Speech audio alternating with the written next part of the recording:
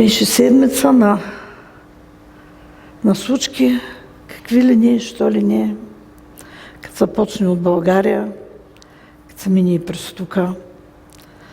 Нали, вниманието на всичките беше насочено в една или в друга посока, но на мен специално Бог насочи моето внимание към моето смирение.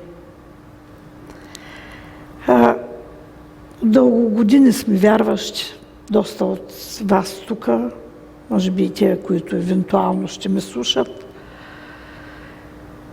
Много пъти съм го казвала, че когато понатрупаме малко знание върху Словото, като понатрупаме и малко опит, и така почваме да се виждаме от един по-такъв ъгъл. Ние да се виждаме с нашите очи. И някак се забравяме, че нагледат още ни очи. Те отгоре. И очите на Святия Дух. И често нещата не стоят така, както ние се виждаме. И така, преди да почна да говоря, искам да ви прочита едно чудесно слово от един Божи човек, което е в абсолютен унисон с моите мисли, които Бог ми даде. И словото му се нарича "И човешките сърца станаха от желязо". Тъй като човешките удобства преминаха всяка граница, те се превърнаха в затруднения за хората. Умножиха се машините, увеличиха се и грижите, превърнаха и човека в машина. И сега машините и железариите управляват човека.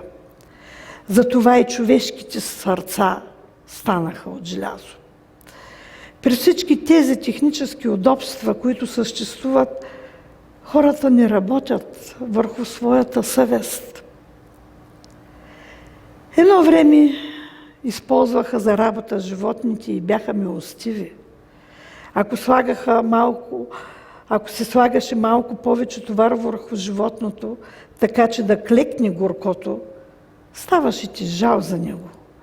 Ако беше гладно и гледаше жалостиво, все едно ти разкъсваше сърцето.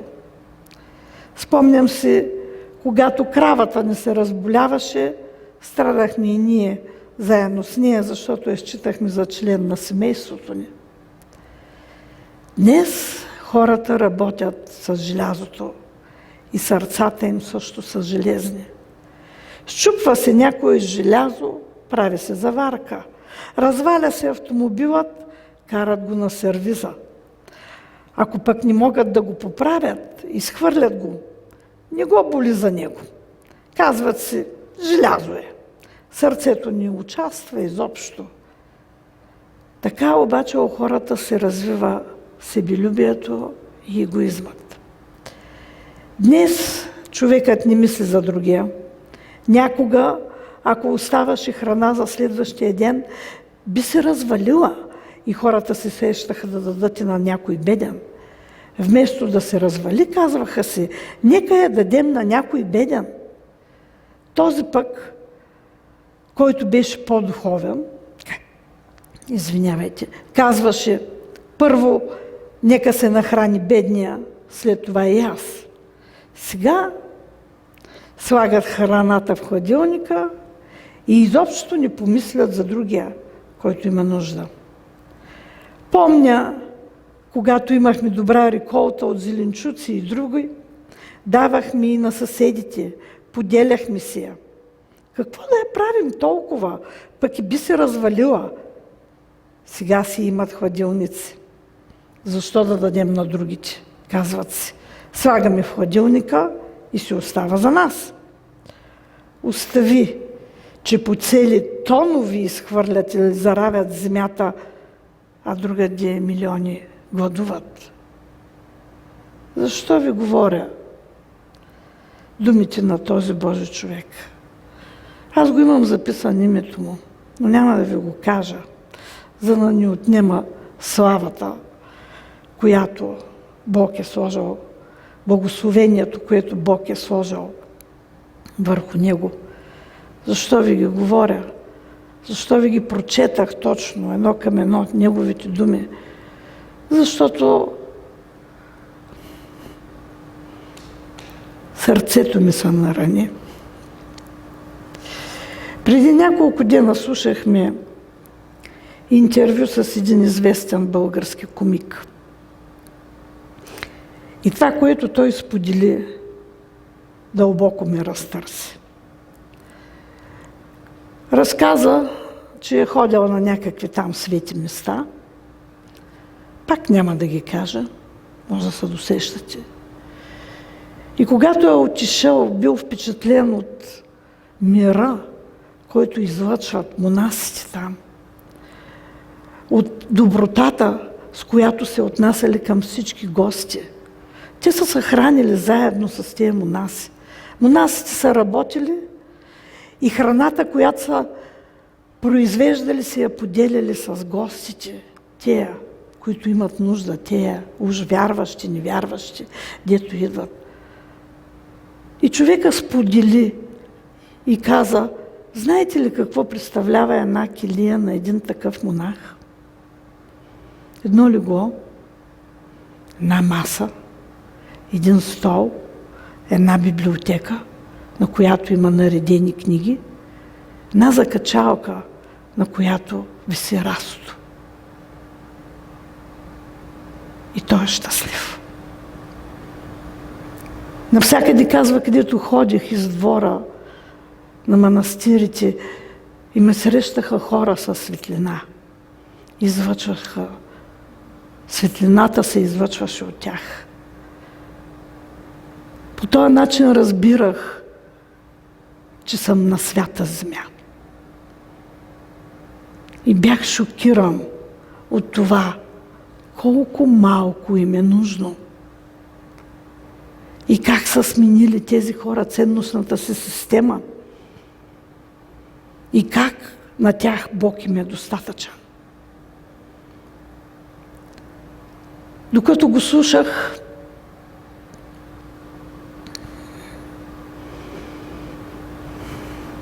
Бог изобличи сърцето ми. На времето, може би, я знаете тая приказка, дето един цар повикал мъдреците и на едни весни сложил една човешка кост от око, очна кост. И започнали да трупат злато от другия край на везните. Няма надолу. Трупали, тя стои. Трупали злато, тя стои, не мърда. Трупали злато. Човешката очна кост стояла, не помръдвала и тогава царя рекал: защо? И един от мъдреците му казал: чакай. Взел малко пръст, турел на очната кост и всичко се изравнило.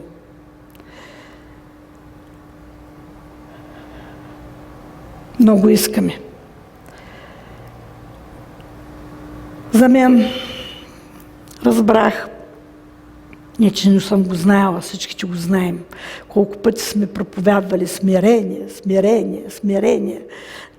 Научили сме стихови наизуст, цитираме ги. Няма да ви цитирам никакви стихови днес. Нито Библията ми е отворена отпред, ще ви прочета само един единствен, накрая. До този момент няма да ви кажа нищо, защото го знаете. Смирението е първия плод на нашата вяра, мили мои. Много пъти и аз самата съм казвала: имам вяра.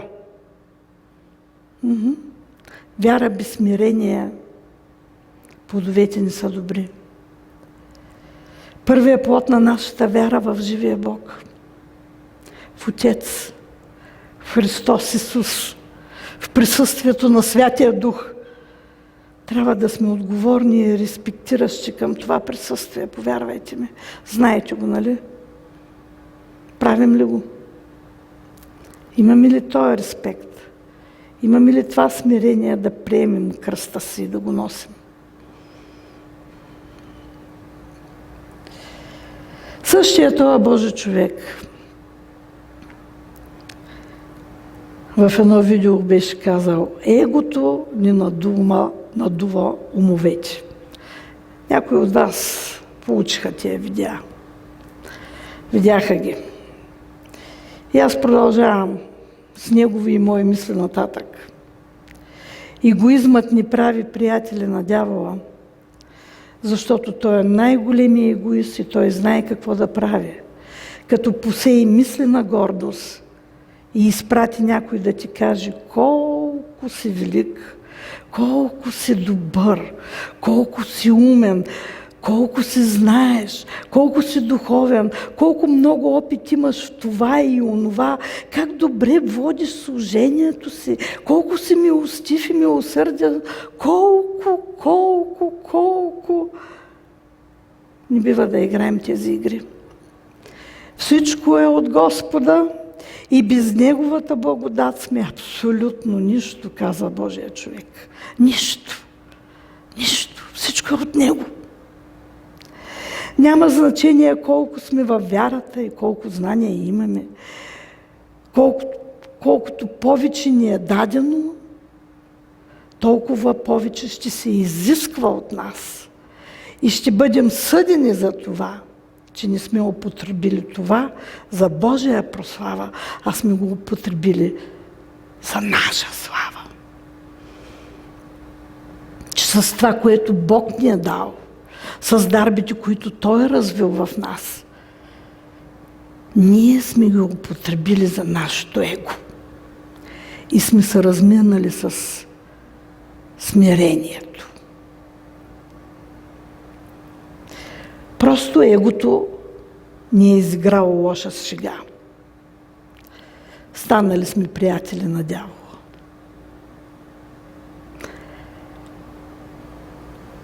Божия човек казваше: трябва да се смиряваме.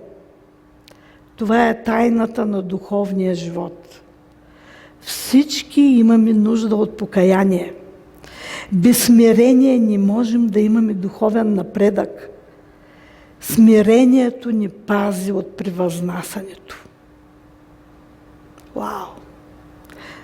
Кратки изречения, но пълни с много истина. Не упрекващи, не осъждащи, но разкриващи дълбоко в сърцата причината за това да не можем да вървим с Бога. За това, че избираме нашите пътища, а не избираме Неговите.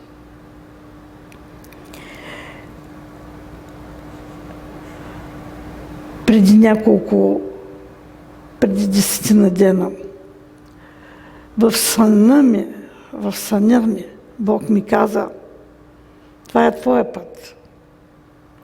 За проблем, който имах. А питали мен, какъв е моя път? На думи го знам и казвам: твоя път е съвършен, да бъде твоята воля. И когато Бог изяви Неговата воля, къде съм аз? Къде сме ние?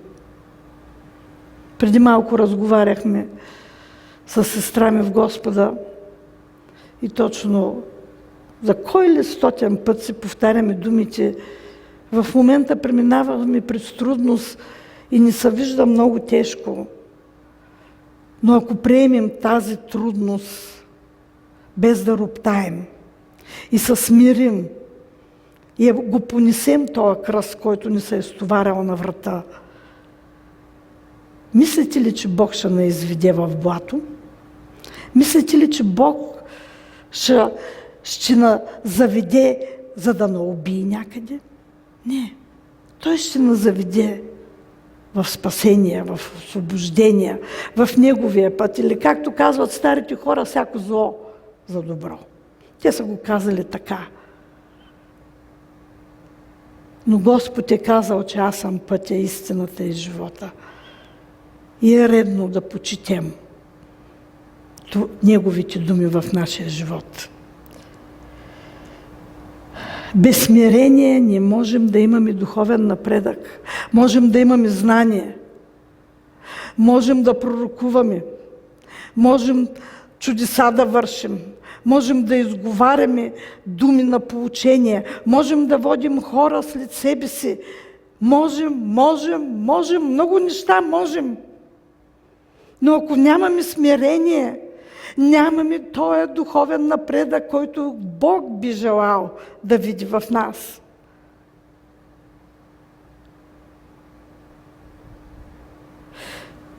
И зато и, може би, си отговорих тези дни на отговор, си дадах равносметка и си отговорих, защо толкова ненавиждам просперитетното учение, защото точно това се прави. Чрез това учение се въвеждат хора в грях и няма смирение, нито в службите им, нито в богоугодните им приказки. Има само търсене на собственото его и превъзнашане на собствената ни персона.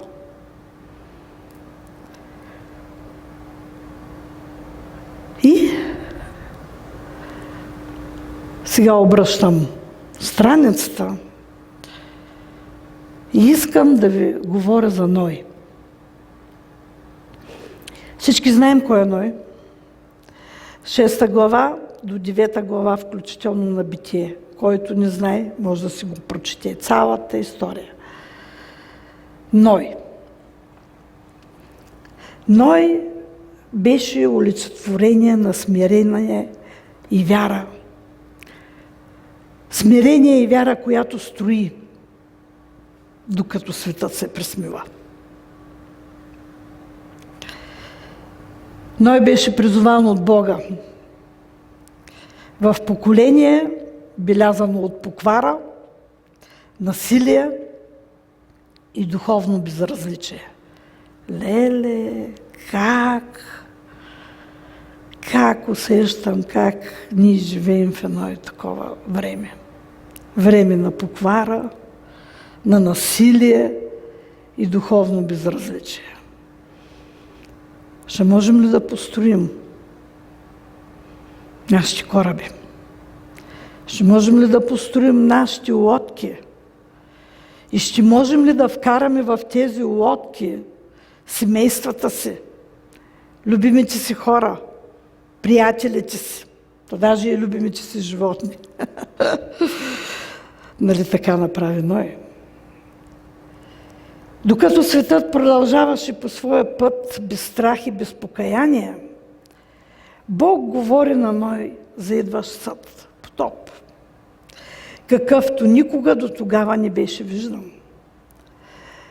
Ной не получи просто трудно слово, а човешки погледнато абсурдна заповед. Абсурдна заповед. Да построи огромен ковчег, като казвам ковчег, това не е да погребваш някой, това е огромен кораб. Огромен кораб. Абсурдната заповед беше да построи огромен кораб в свят, в който никога не беше валял дъжд. Проверете си Библиите, ще видите.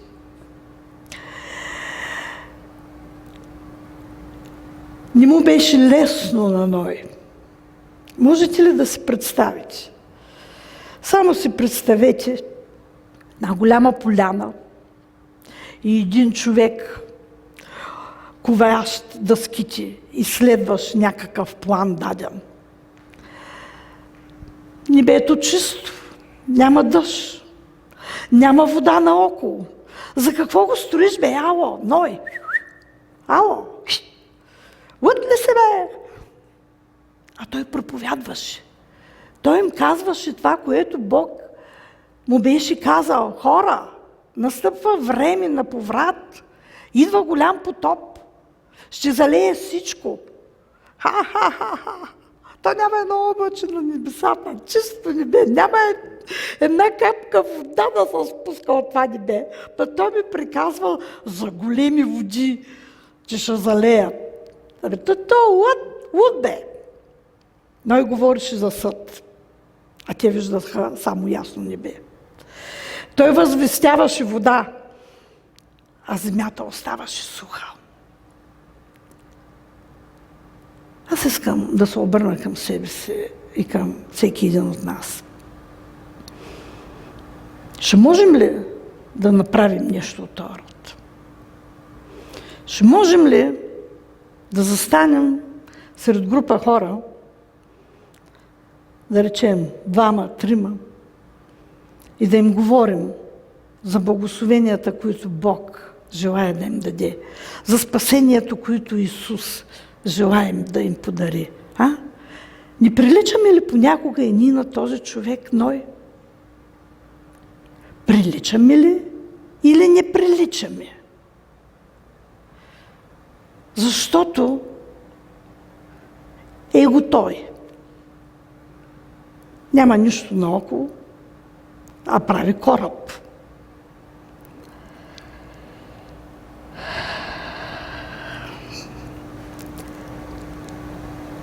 Понякога се криеме зад нашето его, да не се изложим, да не се смеят.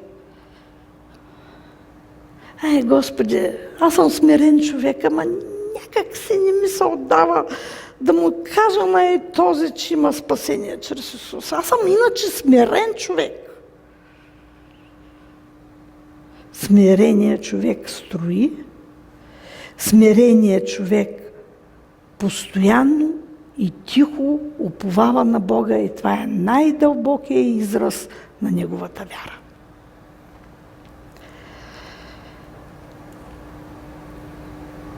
Ной се довери изцяло на Бога, като следваше определените планове и инструкции на Него, без да обръща внимание на хората около себе си и без да се занимава да ги убеждава много дълго. Ной повярва повече на Бога, отколкото на общественото мнение и се боеше повече от Господа, отколкото от човешкия присмех. Докато светът се смееше, Ной строеше. Докато другите пренебрегваха Бога, Ной ходеше с Него.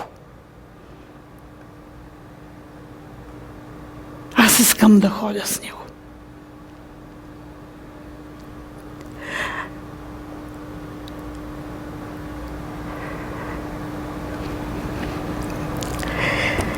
И когато съдът дойде, вярата, която беше усмивана, се превърна в спасение. Не само за него, но и за цялото му семейство. За мен специално историята на Ной е силно изобличителна, повярвайте ми. Защото този свят се подиграва със светостта. Презира послушанието, смирението и отхвърля предупрежденията за Божия съд, който идва. Да останеш верен на Божието Слово може да донесе отхвърляне, неразбиране и самота. Но животът на Ной ни напомня, че истинската вяра не се измерва с одобрението на света, а с вярност към Бога, със смирение към задачите, които Той ни поставя. И аз искам да попитам мене си, себе си и вас, какви задачи Бог ни е поставил. Смирили ли сме се до такава степен да пренебрегнем собственото си его, собствения си страх от това, какво ще кажат хората?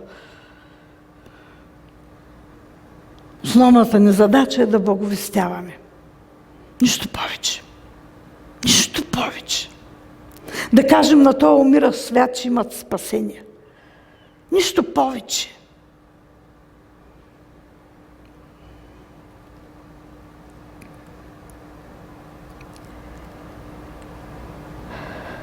Послушанието, което днес изглежда на празно, утре може да се окаже корабът, който ще спаси твоето и моето семейство.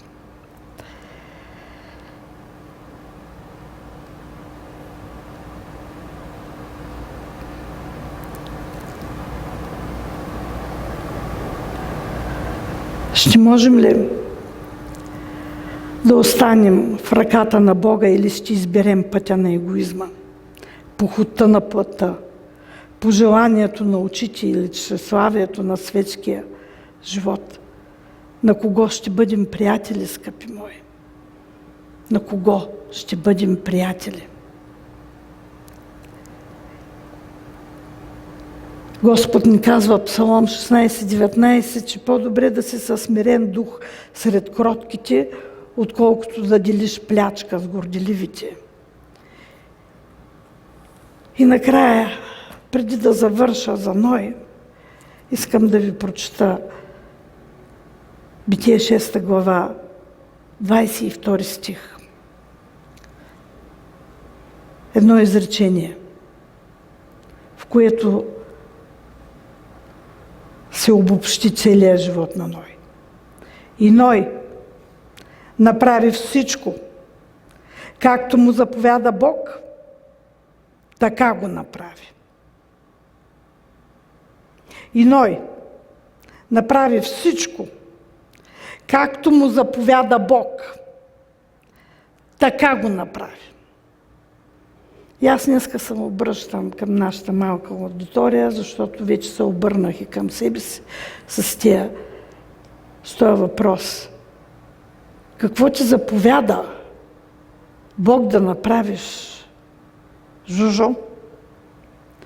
И ти направи ли го? Ще го направиш ли? Ще избереш ли да се смириш така, щото да зачеркнеш пътя на егоизма си, похота на плътта си, пожеланието на очите си или тщеславието на този светски живот?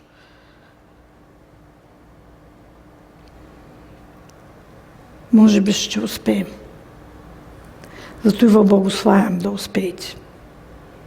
Аз искам да вървя с Него.